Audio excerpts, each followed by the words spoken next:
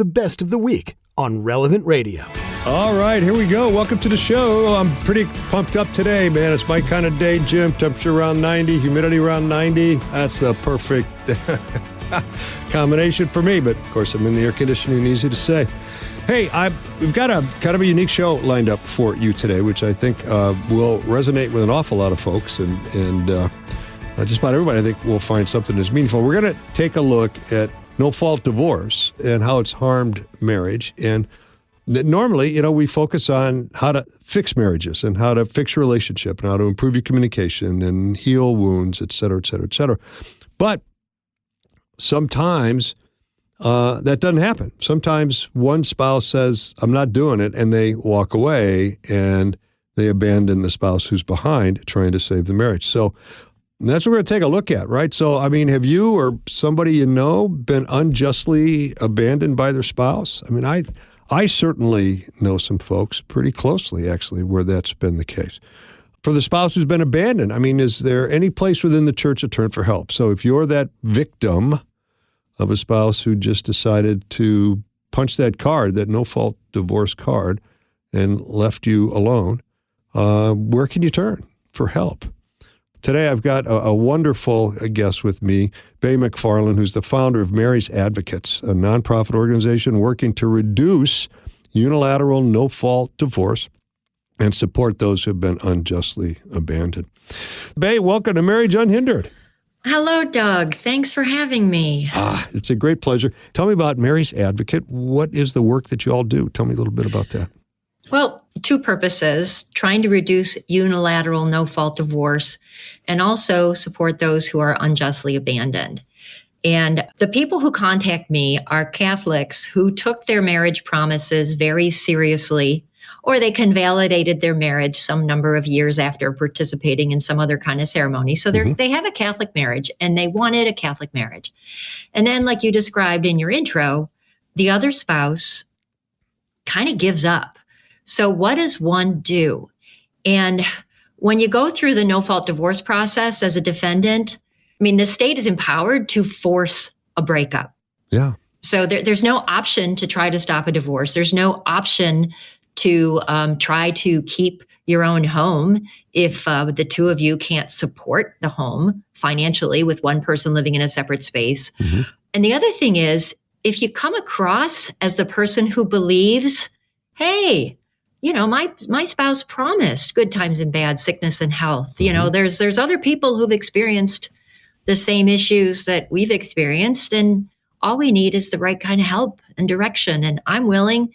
Well, if you say that kind of thing, the state kind of labels you as a control freak who just doesn't get along with it. It's kind of like if you were a widow. If I was a widow and I'm telling, I don't know, some court entity about my husband's assets or whatever. If I was a widow who kept claiming my husband was alive, the mindset the court would have about me is like the mindset they have about a separated faithful person who still believes they're married. Yeah, exactly right. Yeah. So no-fault divorce came in, during the Reagan administration? So let's go on. Yeah, he started it in California in the very late 60s, and there was this Uniform Marriage and Divorce Law Commission, and their purpose is to come up with uniform laws so that all the states can have the same law, and they had a plan about divorce.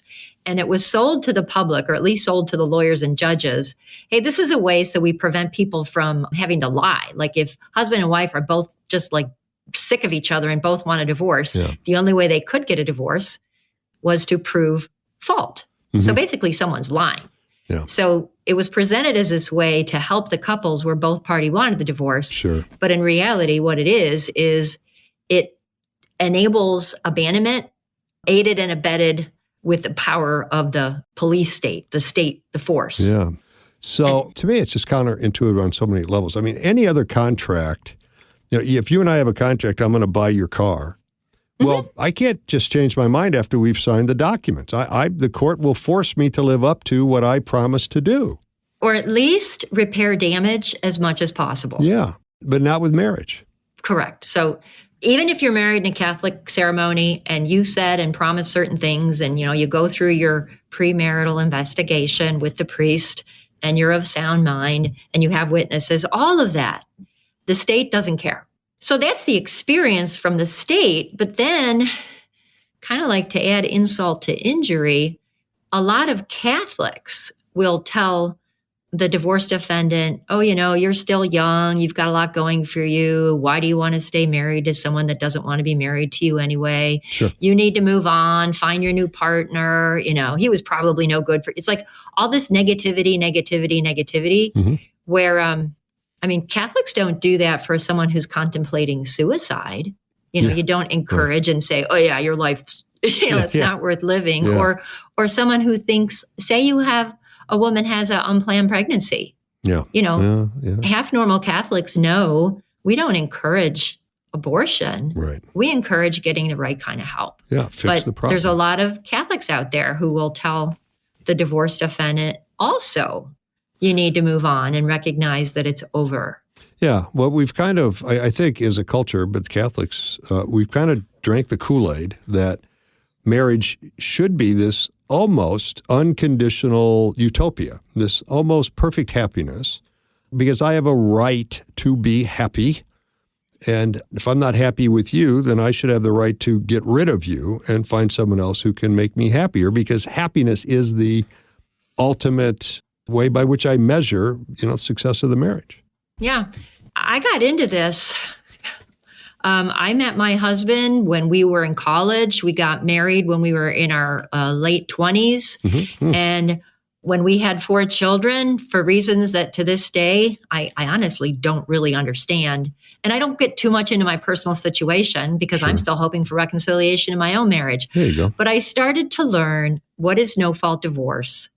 People assume when you go to courts that you're going to get justice. And boy, was that an eye-opening experience to learn about that. But then I also started learning, what does the church teach about separation? Mm-hmm. And the church has a lot to say about it. And I had never heard of it before until I got into this situation. Yeah. Let's talk about that. Let me ask you first.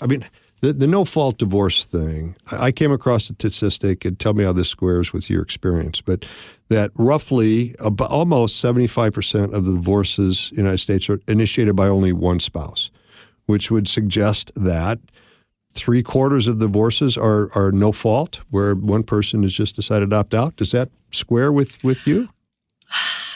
In a lot of states, I do know this because I've done research about the state law. Because when someone contacts me and they're a divorce defendant, like the first thing we need to do is, well, let's see what your state law says. Because some states have an option for a defendant to ask the court to order counseling. I'm in Ohio, and we have that option. And a divorce defendant can even name the counselor they want to use. So, that's nice. You're right. So we need to know if that law exists in the state. And some states, if a plaintiff wants a divorce, the mere fact of them basically saying, I want a divorce, there's different language like incompatibility or irreconcilable differences or irretrievable breakdown, all those things. But in a lot of states, if a party claims that, then the court has to force a divorce on the other spouse and children.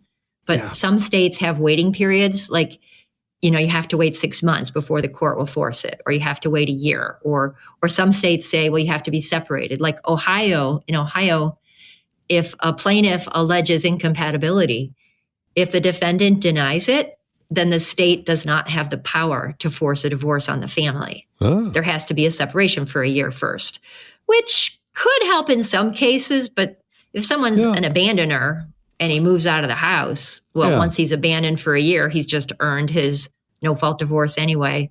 Yeah. So, and if no fault is an option, the plaintiff's lawyer, this is just my opinion based on talking to folks who've been living through it.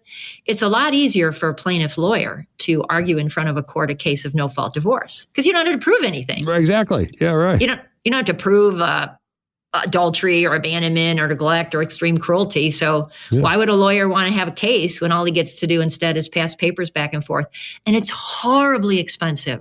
Oh, yeah. Horribly expensive. Yeah. Like they have pretrial events. And at a pretrial event, husband goes, wife goes, husband's lawyer, wife's lawyer. If they have children, the court could appoint a guardian ad litem or amicus of the court who worked for the children so it's like 3 lawyers Yeah. $6, $8, $1,000 an hour. It's crazy. Yeah, the one case that I'm really very familiar with, it ended up being cantankerous. I think both husband and wife ended up spending close to $50,000 in legal fees and really accomplished nothing. They still ended up with 50 custody. And, it was but it was so gut-wrenchingly painful, especially for the victim in this thing. The victim is truly faced with a coercion.